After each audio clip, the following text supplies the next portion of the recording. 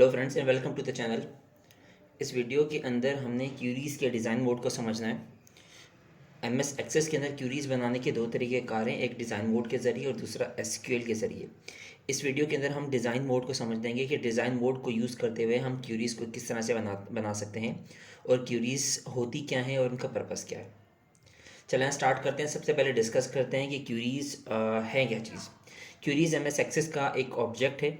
जिस तरीके से हमने पिछली वीडियोस के अंदर टेबल्स को डिस्कस किया, इसी तरीके से क्यूरी भी एक एमएस एक्सेस का ऑब्जेक्ट है। टोटल 4 ऑब्जेक्ट हैं, क्यूरी, इसके अलावा टेबल है, फॉर्म एंड रिपोर्ट्स। आने वाली वीडियोस के अंदर हम बाकी ऑब्जेक्ट्स को भी डिस्कस करेंगे।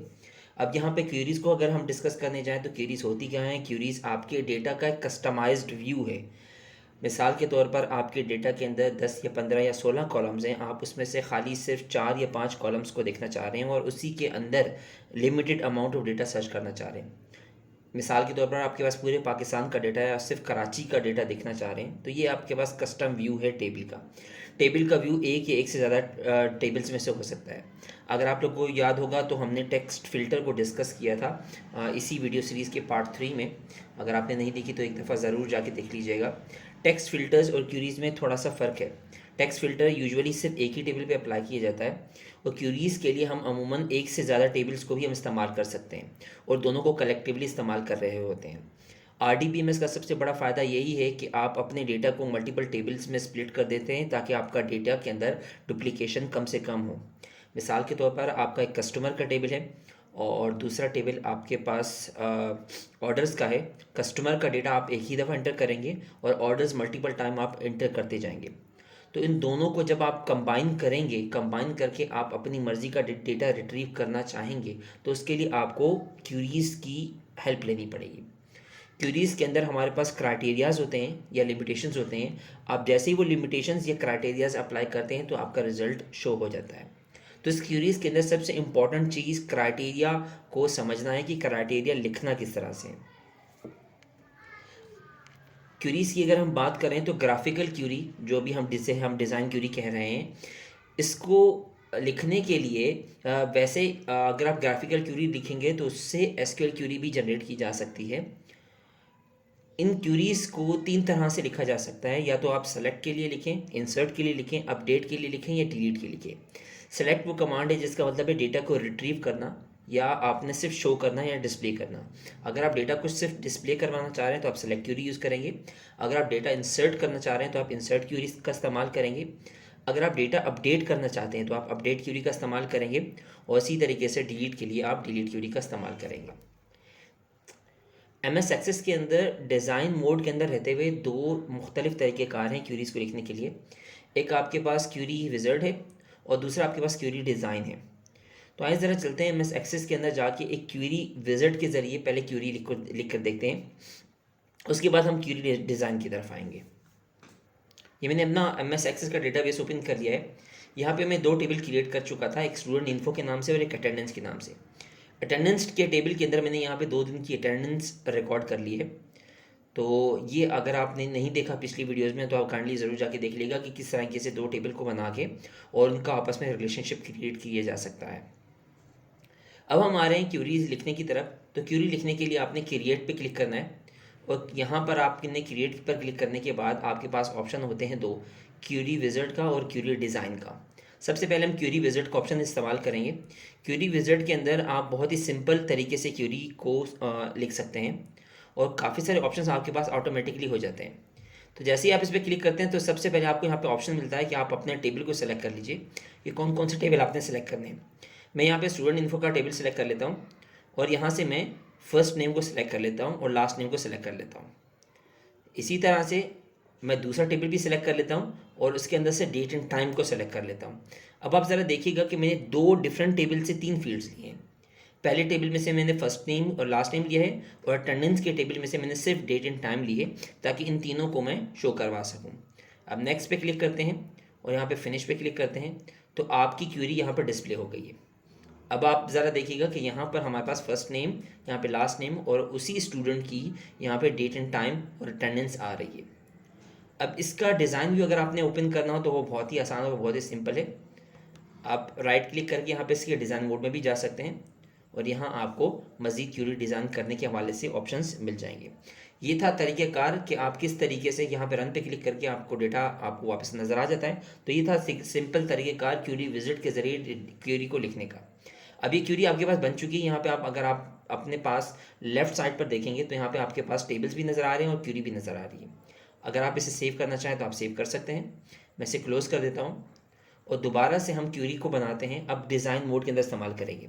डिज़ाइन मोड के अंदर क्यूरी लिखने का फ़ायदा क्या है? डिज़ाइन मोड के अंदर आप ज़्यादा से ज़्यादा कस्टमाइजेशन कर सकते हैं और आपको मल्टीपल ऑप्शंस मिल जाते हैं क्यूरी को कस्टमाइज़ करने के। तो ज़रा क्यूरी डिज़ाइन पे क्लिक करते हैं।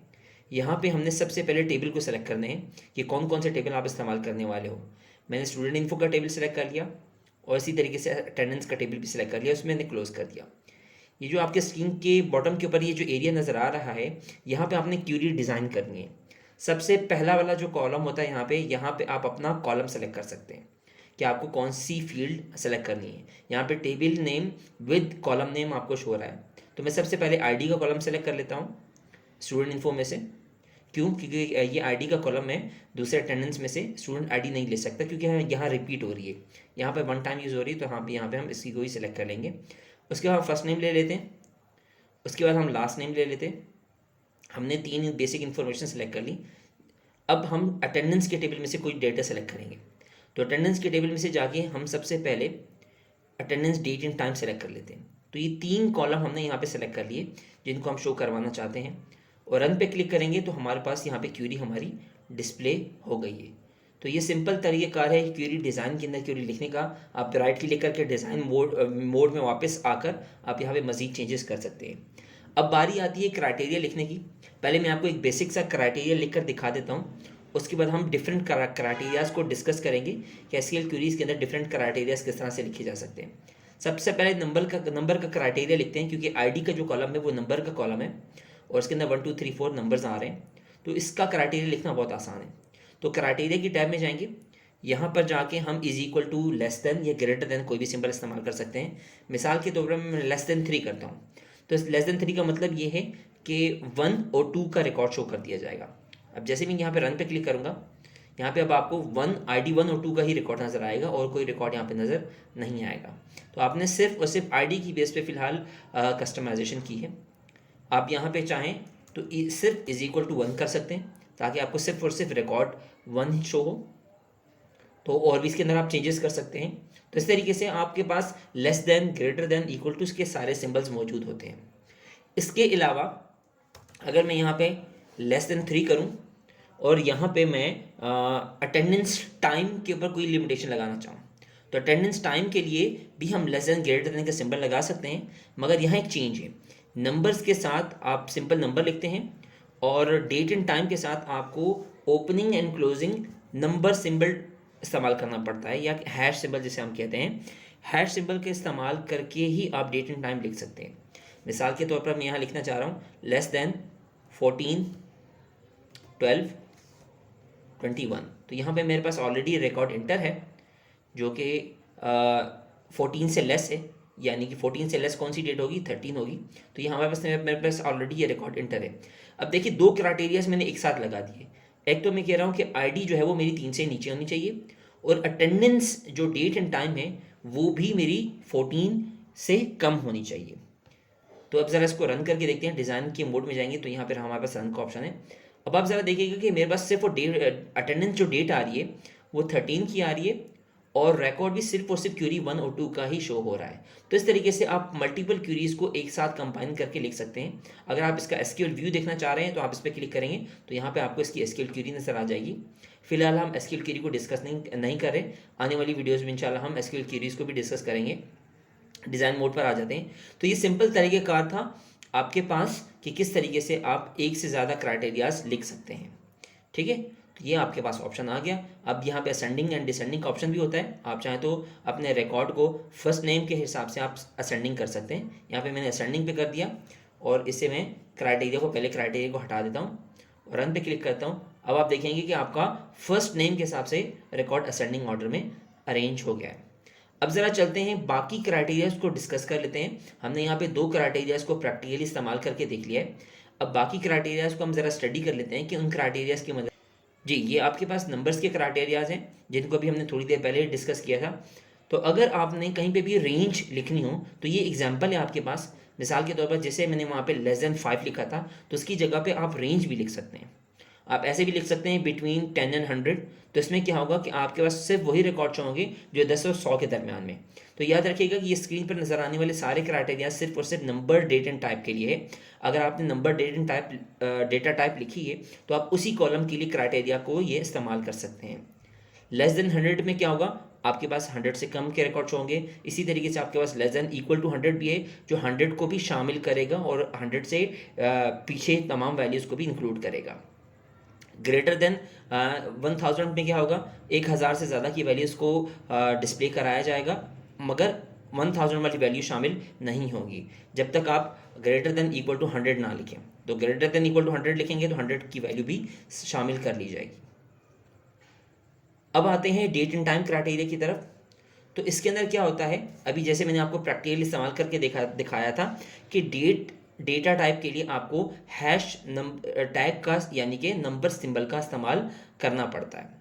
तो अगर आपने बिफोर डेट इस्तेमाल करनी हो कि इस डेट से पहले वाली डेट्स का रिकॉर्ड मैच कराया जाए तो आप लेस देन का सिंबल इस्तेमाल करेंगे और हैश ओपनिंग एंड क्लोजिंग लाजमी इस्तेमाल करेंगे और अपनी डेट लिख देंगे यहाँ पे। ठीक है, इसी तरीके से आप बिटवीन का इस्तेमाल भी कर सकते हैं। जिस तरीके से नंबर डेटा टाइप के लिए आप एक डेट रेंज को आप अगर सेलेक्ट करना चाह रहे हैं तो इस क्राइटेरिया के जरिए क्या होगा कि आपका 1991 से लेकर 1999 तक सारा का सारा रिकॉर्ड सेलेक्ट हो जाएगा। आपने बिटवीन का कीवर्ड लिखा और फर्स्ट डेट लिखी, एंड का कीवर्ड डाला और सेकंड डेट लिखी, तो इसके जरिए आपका बिटवीन का कीवर्ड इस्तेमाल किया जा सकता है। आफ्टर का भी इस्तेमाल बिल्कुल वैसे ही होगा जैसे बिफोर का है। आप यहाँ पे ग्रेटर देन का सिंबल लगा के आप यहाँ पे डेट लिख सकते हैं। अगर आप सिर्फ करंट डेट यानी कि आज की डेट का क्राइटेरिया मैच करवाना चाह रहे हैं तो बहुत ही आसान है। इक्वल टू लिखिए और डेट और राउंड ब्रैकेट ओपनिंग क्लोजिंग लिख दीजिए, तो सिर्फ और सिर्फ आज की ही डेट का क्राइटेरिया मैच किया जाएगा। अगर आज की डेट से 10 दिन आगे या पीछे, अगर आप 10 दिन या 20 या कोई भी आपके पास नंबर ऑफ डेज हैं जो आप काउंट करना चाह रहे हैं आज की डेट से, तो यहाँ माइनस और प्लस का इस्तेमाल करते हुए आप अपना नंबर लिख सकते हैं। मिसाल के तौर पर मैं आज की डेट से 30 दिन पीछे का रिकॉर्ड देखना चाह रहा हूँ तो मैं क्या लिखूँगा, less than equal to date plus 30। तो इस तरह से क्या होगा कि वो मेरे आज की डेट से 30 दिन पीछे का रिकॉर्ड मुझे शो कराए। अब ज़रा वापस आते हैं टेक्स्ट क्राइटेरिया को डिस्कस करने के लिए। टेक्स्ट क्राइटेरिया लिखना बहुत आसान है, सिर्फ एक सिंपल सी बेसिक सी चीज़ हमें समझनी है कि इसमें एस्ट्रिक का इस्तेमाल क्या है। अगर हम बात करें बिगिंस विद के लिए कि अगर आपने कोई ऐसा रिकॉर्ड सर्च करना है जिसके स्टार्ट में एम आता है या एम ए आता है या कोई भी कैरेक्टर आता है, तो आपको कुछ इस तरह से लिखना होगा। आप लिखेंगे लाइक इन्वर्टेड कॉमास ओपन, आप अपना कस्टम टेक्स्ट लिखेंगे जो भी आप सर्च करना चाह रहे हैं और आप स्टैटिक डाल देंगे। स्टैटिक का मतलब ये है कि इसके बाद कोई भी कैरेक्टर आ सकता है। तो इसका मतलब ये हुआ कि आप यहाँ पे ये कहना चाह रहे हैं कि स्टार्ट में एम ए आएगा और उसके बाद कोई भी कैरेक्टर हो सकता है। अब ज़रा इसी तरह के क्राइटेरिया को बिगिंस विद को पहले हम इस्तेमाल करके देख लेते हैं एमएस एक्सेस। जी हम एमएस एक्सेस के अंदर आ गए। अब हम यहाँ पे सारा पहले रिकॉर्ड सर्च करके देख लेते हैं। तो ये हमारे पास तमाम रिकॉर्ड आ रहा है। अब अगर मैं सिर्फ वो रिकॉर्ड सर्च करना चाहूँ जिसके स्टार्ट में जे ए आता है, जस्ट लाइक जावेद जे ए आता है, या जिसके स्टार्ट में सिर्फ जे आता है जे, अगर मैं वो रिकॉर्ड सर्च करना चाहूँ तो उसके लिए मैं क्या करूँगा, ज़रा चलते हैं हम वापस डिज़ाइन मोड की तरफ। फर्स्ट नेम मैं चाह रहा हूँ कि मेरे पास LIKE लाइक और inverted commas open and close. अब इस इन्वर्टेड कोमा के अंदर मैं क्या लिखूँगा, मैं लिखूँगा जे स्टैरिक। दोबारा से रिपीट कर देता हूँ, like space inverted comma open J asterisk. Asterisk का मतलब है कि इसके बाद कोई भी कैरेक्टर हो सकता है, फर्स्ट कैरेक्टर जो है वो जे होना चाहिए। अब ज़रा जैसे हम इसको रन करेंगे तो क्या होगा, आपके पास वो सारे रिकॉर्ड्स आ जाएंगे जो सिर्फ जे से स्टार्ट होते हैं। अगर मैं जे ए लिखना चाहूँ कि जिसके स्टार्ट में जे ए होना चाहिए, तो मुझे यहाँ पे जे के साथ जे ए भी लिखना होगा। जे ए स्टैरिक मतलब स्टार्ट में जे ए होना चाहिए, उसके बाद कोई भी कैरेक्टर हो सकता है। तो इस तरीके से अब आप ज़रा देखेंगे कि मेरे पास ये कुछ इस तरह से रिकॉर्ड शो हो रहा है। अब वापस जाते हैं। अब हम यहाँ पे एंडिंग कैरेक्टर को सर्च करने की कोशिश करते हैं कि हमारे पास एंडिंग कैरेक्टर US होना चाहिए। मतलब आप सिर्फ एंडिंग कैरेक्टर देखना चाह रहे हैं, तो इसके लिए आप क्या करेंगे, इन्वर्टेड कॉमास के अंदर स्टार्ट में स्टैरिक लगा देंगे। स्टार्ट में स्टैरिक का मतलब क्या है कि शुरू में कोई भी कैरेक्टर हो सकता है, एंड में एस होना चाहिए। मैं सिर्फ एक कैरेक्टर बता रहा हूँ कि एंडिंग विद एस होना चाहिए मेरा जो भी स्ट्रिंग है। मैं रन करूँगा तो अब यहाँ पे देखिएगा मुझे ये रिकॉर्ड दिखाया जा रहा है, फर्स्ट नेम का एंडिंग कैरेक्टर एस है, क्योंकि मैं सिर्फ और सिर्फ फर्स्ट नेम के ऊपर अप्लाई कर रहा हूँ तो ये फर्स्ट नेम को ही शो करेगा। ठीक है, तो अगर आप एग्जैक्टली कैरेक्टर मैच करना चाह रहे हैं तो आपको कोई भी परेशानी नहीं है, आप सिर्फ इन्वर्टेड कॉमास के अंदर इक्वल टू डाल के आप सिर्फ सिंपल स्ट्रिंग लिख देंगे तो ये एग्जैक्टली कैरेक्टर मैच करेगा। ठीक है, लाइक का कीवर्ड हम सिर्फ तब इस्तेमाल करते हैं जब आपको कुछ कैरेक्टर्स पता हैं, अपने मैचिंग स्ट्रिंग के सारे कैरेक्टर्स नहीं पता। तो जिस तरीके से हमने डिस्कस किया, बिगिंस विद के लिए क्या होता है कि आप स्टैरिक जो है वो बाद में लगाते हैं, एंड्स विद के लिए स्टैरिक पहले लगाते हैं, और अगर आप कंटेन्स के लिए इस्तेमाल करें मतलब आप जो स्ट्रिंग लिखना चाह रहे हैं वो बीच में कहीं पे भी हो सकता है, तो आप ओपनिंग में भी स्टैरिक लगाएंगे, एंडिंग में भी स्टैरिक लगाएंगे। तो इस क्यूरी की मदद से अगर आपके पास मोहम्मद अली लिखा हुआ है वो भी आ जाएगा, अली मोहम्मद लिखा हुआ है तो वो भी आ जाएगा। क्यों? क्योंकि आपने लिखा है कि अली का जो वर्ड है ये कहीं पे भी हो सकता है, इसके स्टार्ट में भी कोई कैरेक्टर हो सकता है, एंड में भी कोई कैरेक्टर हो सकता है। नॉट लाइक के लिए अगर आप चाह रहे हैं कि आपका वो क्राइटेरिया के अलावा कोई और क्राइटेरिया शो कर दिया जाए, मिसाल के तौर पर आप कराची, आप चाह रहे हैं कि कराची के अलावा बाकी सारे रिकॉर्ड दिखा दो, तो आप नॉट लाइक लिखेंगे। ठीक है, तो ये नेगेशन में चला जाएगा और आपके वो सारे के सारे रिकॉर्ड्स दिखाए जाएंगे जो इस कैरेक्टर से स्टार्ट नहीं। अब ज़रा हम इस क्राइटेरिया को डिस्कस करें तो ये ऑल डेटा टाइप के लिए क्राइटेरिया इस्तेमाल किए जा सकते हैं। ऑल डेटा टाइप का मतलब ये कि चाहे वो स्ट्रिंग हो, चाहे वो डेटा टाइप हो, चाहे वो नंबर हो, तो ये चारों क्राइटेरियाज ऑल डेटा टाइप के लिए इस्तेमाल किए जा सकते हैं। फ़र्क सिर्फ इतना होगा, अगर आप स्ट्रिंग इस्तेमाल कर रहे हैं तो आप इन्वर्टेड कॉमास डालेंगे, अगर आप डेटा टाइप इस्तेमाल कर रहे हैं तो आप हैशेस इस्तेमाल करेंगे, और अगर नंबर डेटा टाइप इस्तेमाल कर रहे हैं तो आप कोई भी ओपनिंग एंड एंडिंग कैरेक्टर इस्तेमाल नहीं करेंगे। डज नॉट इक्वल टू के लिए हम क्या इस्तेमाल करते हैं, आप सिंपल लिख देते हैं नॉट इन, और आपकी जो भी कैरेक्टर रेंज है, मिसाल के तौर पर आप चाह रहे हैं कराची लाहौर के अलावा तमाम रिकॉर्ड्स को शो कराया जाए, तो आप क्या लिखेंगे, नॉट इन, और इन्वर्टेड कॉमास के अंदर आप अपनी क्राइटेरिया लिस्ट लिख देंगे। अब ये दो भी हो सकते हैं, एक भी हो सकता है, एक से ज़्यादा भी हो सकते हैं। जब सिंपल एक होगा तो इन्वर्टेड कॉमा नहीं आएगा, अगर एक से ज़्यादा होंगे तो हम इन्वर्टेड कॉमा से सेपरेट करते जाएंगे, लास्ट वाले कैरेक्टर के साथ इन्वर्टेड कॉमा नहीं आएगा।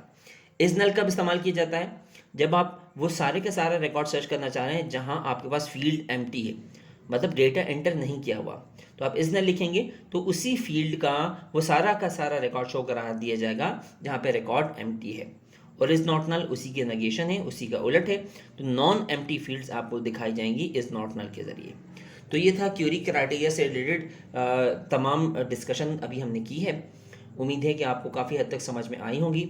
तो इंशाल्लाह नेक्स्ट वीडियो में मिलेंगे किसी और नए टॉपिक के साथ।